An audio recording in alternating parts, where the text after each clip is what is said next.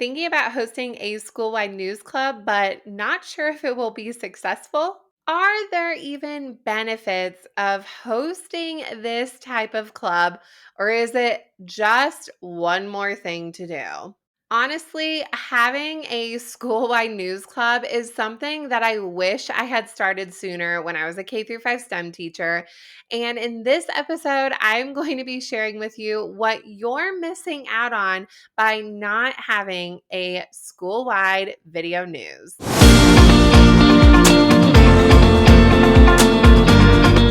Maybe you already know before listening to this episode that hosting a school-wide news club is definitely something that you want to do. And if you're still unsure, I'm going to get into that in this episode. But either way, I am going to be hosting a live 2-hour workshop where I'm going to be sharing all the secrets of starting your school-wide video news club. And the students never have to go live. That is a huge benefit of this. I'm going to be taking you through the whole process from setting up the club to what it looks like when you are recording, some tips and tricks for editing, some fun segments, and all of that process from start to finish and how you can manage it throughout the year. And the doors are officially open. So make sure you jump in on that at naomimeredith.com/news workshop, where you can join us live for the workshop. And if you can't make it live, or if you're listening to this months later, don't you worry. The whole experience is recorded and all the resources and templates are in there for you, so you can go about it at your same pace. If you are listening to this podcast or video in real time, then the benefit of being there live is you get to chat with me and other teachers while it's happening. So you definitely don't want to out on this experience. It'll be a lot of fun and something I'm very passionate about. So make sure to check it out in the show notes for that link. In the last episode, 116, I talked about 8 different types of STEM after school clubs that you can host. And one of them is the one that I'm going to be talking about today, and that is having a school-wide video news team. And in the 11 years of me being a teacher, this was the one club that I was totally obsessed about. I will say Battle of the Books, I hosted that, was pretty much up there. It was a competition and we won in the district. So that might be why I'm a little bit biased about that club. But other than that, I loved having a school-wide news team. And we actually called it RHL News Crew. RHL was our abbreviation for our school. And it was a whole experience.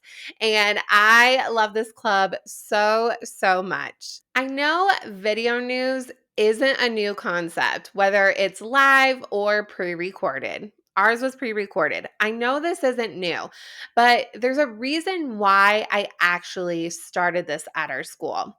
When I first got my K through 5 STEM teacher job, the announcements were over on the intercom and they would come kind of at random times. It was within this 20-minute block where they would randomly come on, and they were extremely loud. Like so loud I had to cover my ears. They were extremely loud. And I know some schools have the opposite problem. You can't hear them at all. So either way, they were super loud and they took sometimes up to 10 minutes. Now, this was during my planning time. So a lot of times I had meetings during this. So I had to mute myself because they were going on forever. But then the times I was covering in classrooms, I noticed that when the announcements came on, kids wouldn't stop and listen. It just maybe wasn't part of their routine, or they knew it was going to go on for a long time, that the teachers just said, hey, just keep doing what you need to do because it's going to be a while. But the biggest thing that I realized is that the content and the announcements were really good, but it wasn't getting absorbed. It was like one ear out the other. And I really felt that way with teachers and students. Even for myself, I wasn't listening to them half the time because I knew it would take forever. And it was kind of the same old thing. You might even have a similar experience at your school. So, one summer, just really thinking about the passions that I have by creating videos and podcasting, I figured out and pitched it to my principal that, hey, I want to start a video news crew. And I had another teacher who was willing to help me with this. I want to start this out. Here's how it's going to go. We're going to figure it out. And thank goodness I jumped in, not having a clear plan. I had some idea, but I'm so glad that I did because this was definitely an experience, not only by me hosting the club, but it was something that brought our school community together in ways I had never, ever even imagined. And it was just a favorite of not only me, but everybody in the building. So I'm going to be sharing with you those things that you might not even know. These are things that I didn't even know that I was missing out on until I started doing it. They were experiences that I didn't know could exist. So let's jump into those reasons. Now, if you're feeling like, you know what, who cares? Like we should just keep the announcements the way they are. Sure, go ahead. Turn me off right now. But I'm telling you, this was such an amazing club and worth the work, worth putting in all the systems and routines because it brought up those amazing experiences. The first thing that you're missing out on when not having a school-wide news video club is helping your school community be better informed. Not to say that your school isn't informed, but maybe your school was like mine. We got a lot of information, but our information was coming from all sorts of places. There was the sign outside of school when you would drive in. There were signs inside of the school, whether they were paper or digital. Multiple emails from our admin, emails from our PTCO of events coming up, emails from teachers who are hosting various after school clubs and their own events. There were all sorts of ways that information was being thrown at us that it wasn't really streamlined and it was very easy to miss on what that information was. Likewise, all of the ways that this information was being thrown at us was really teacher centered, which is very important. But the kids weren't really aware of what was going on. They had to rely on their teachers and their parents to let them know, which yes, that's what we're doing in the video news. But there wasn't a other way for students to access that information. So if they had a substitute or long-term sub, they might miss out on some things, or just depending on their parents' communication style, they might be missing out on things. So there was a lot of holes in how information was being communicated in our building. And that was something that I definitely wanted to streamline where everybody could hear that information all in the same place.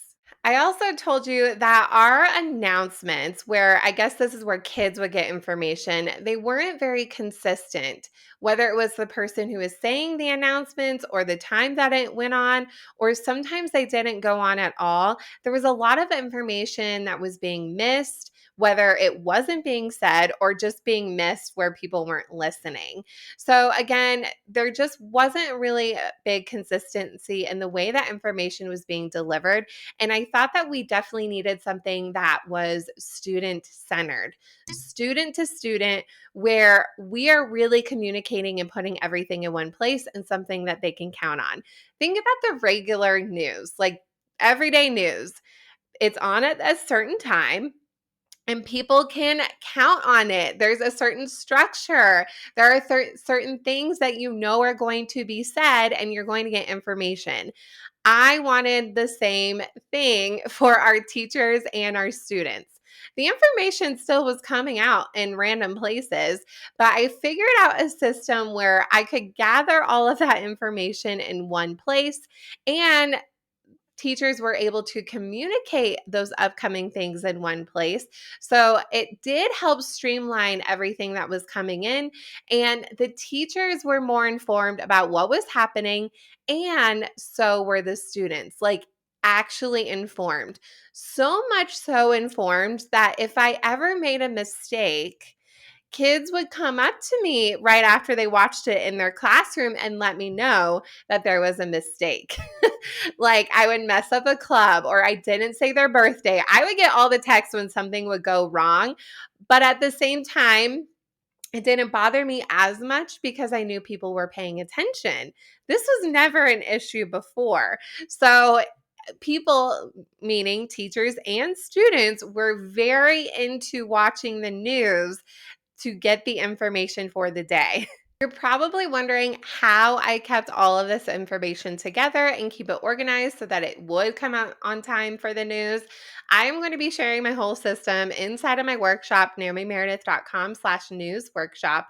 And that template and system will be explained in there. It's really actually not very complicated once you get the rhythm of it.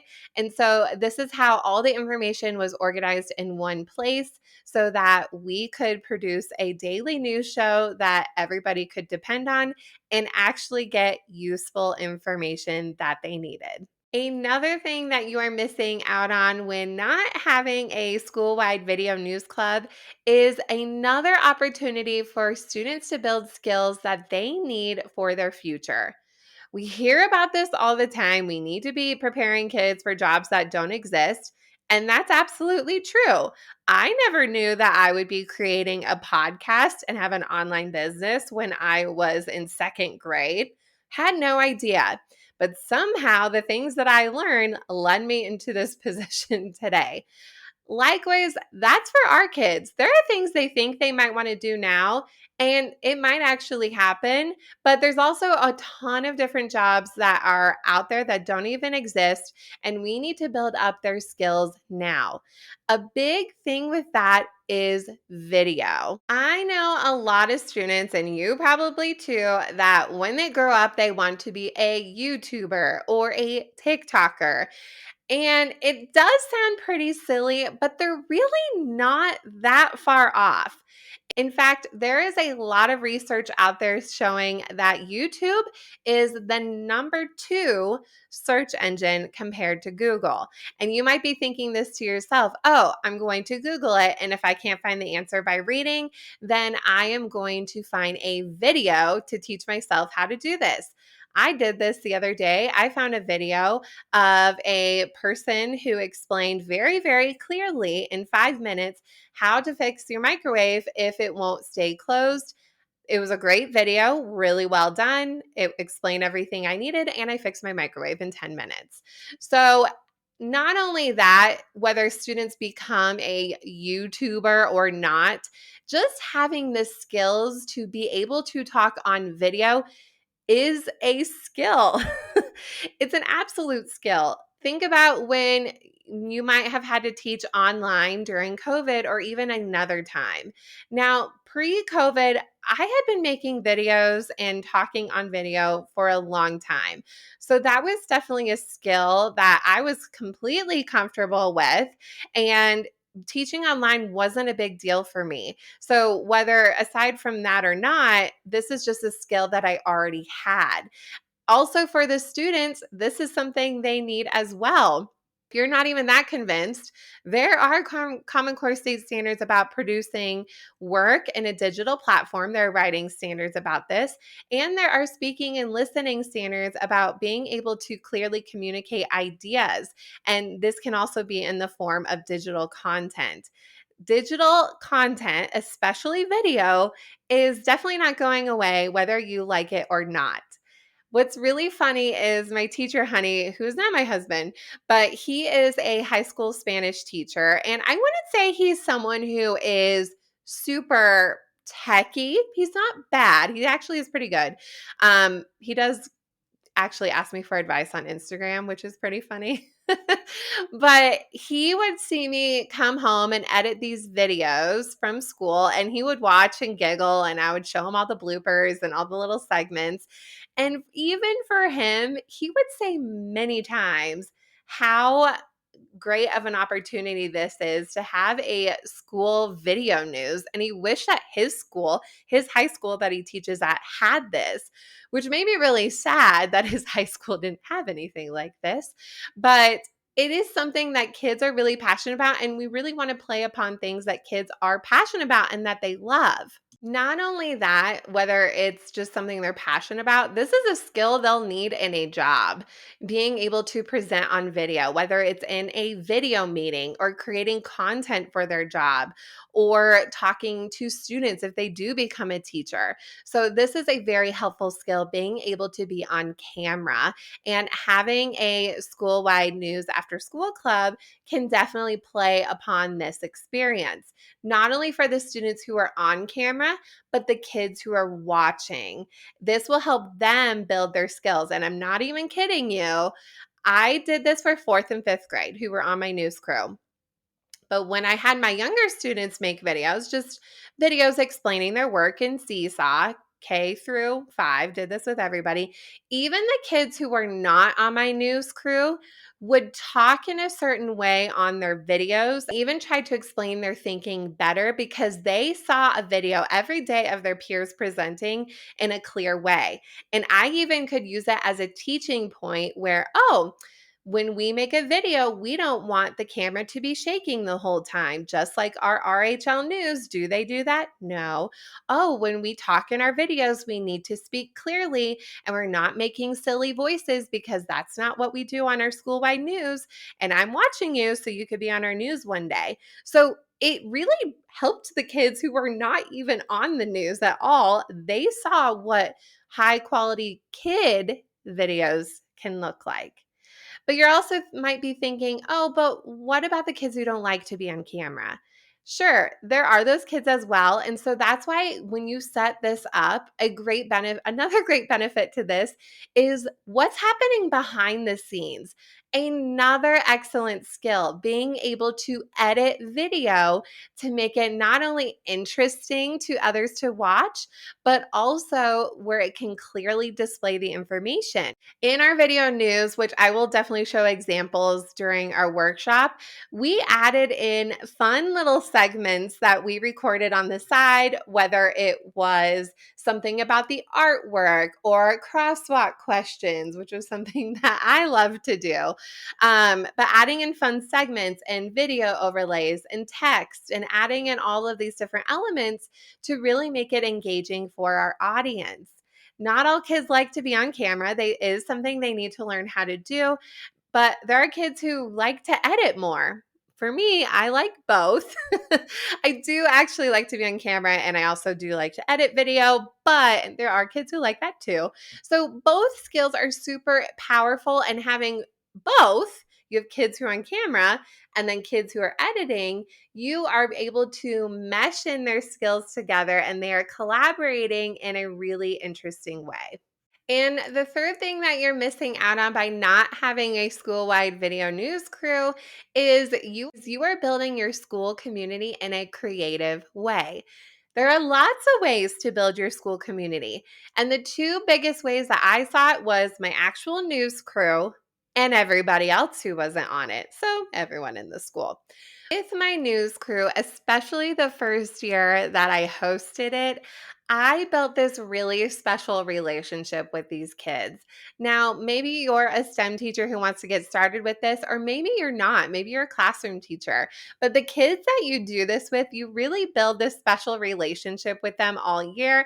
And for me, it was like having my own class again, because teaching all the kids in the school, you're pumping out kids really fast. In a sense, they're going in and out of your classroom all day. So your relationships are just different. But having this news crew that we met every week was really, really special. And we got to know each other in a different way.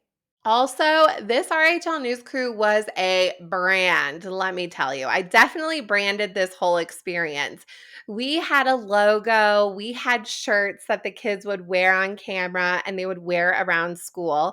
And there were parents who were emailing me, oh my gosh, can I get another shirt? Or my kid who's in kindergarten really wants to be on the news. Or kids would see another, like a little kid would see an older kid, and the older kid's wearing the news shirt. They're like, oh, Oh my gosh, are you on the news? And the older kids would feel so proud and they say, yes, I am.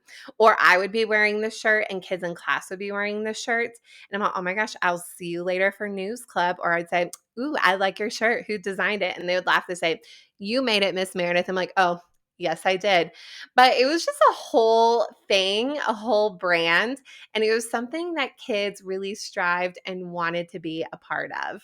And with that, with building the school community, there was everybody else who wasn't on the news crew, but we created ways to involve them in the news. So, yes, they watched it in their classroom every day, but we did some fun segments that I mentioned before. We did some fun segments to involve more of the kids, even if they weren't officially on the crew. Some of those ways that we did that is we had teacher segments. So we interviewed every teacher in the building. We had these same 5 questions, and the teachers responded to those questions, and we would throw those in. I also did something called crosswalk questions, where on my crosswalk duty, when it was during slow points, I would have a question of the day, and I had a little small microphone, and I would actually interview kids with their responses, and I'd put all of their responses together, and that would be a fun little video clip that we would do. We also promoted our school clubs. So when it was time to sign up for our clubs, me and the other specials teachers, PE, art, and music, and other teachers who had after school clubs, we created little commercials to promote those things.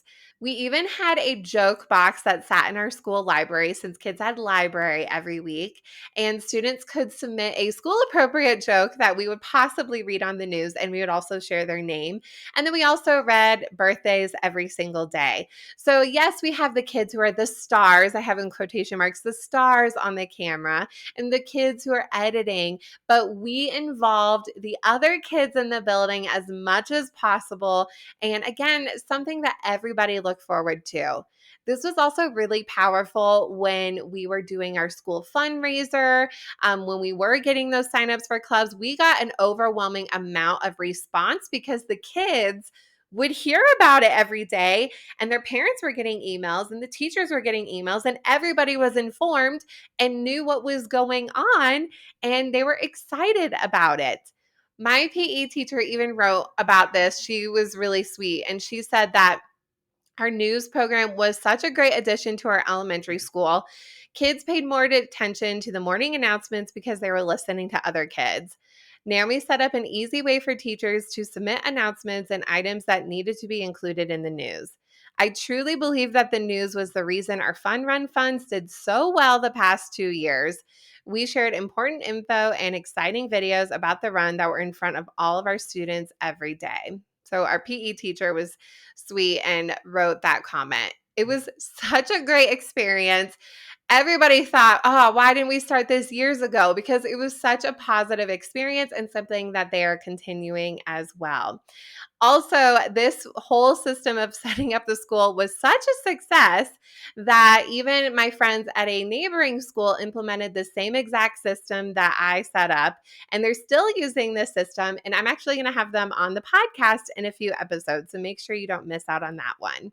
As a recap, here are the 3 things that you are definitely missing out on by not having a school-wide news video club. First is keeping the school community more informed. Next is building skills that kids need for the future. And third, you have the opportunity to build your school community in a creative way. In the next episode, I'm going to be sharing with you some tips for getting started with your school-wide video news. And if you're ready to dive in and get all of the ideas and how to start it from start to finish, make sure to join in on the workshop. The doors are open. You can grab that link in the show notes or go straight to naomimeredith.com/news workshop.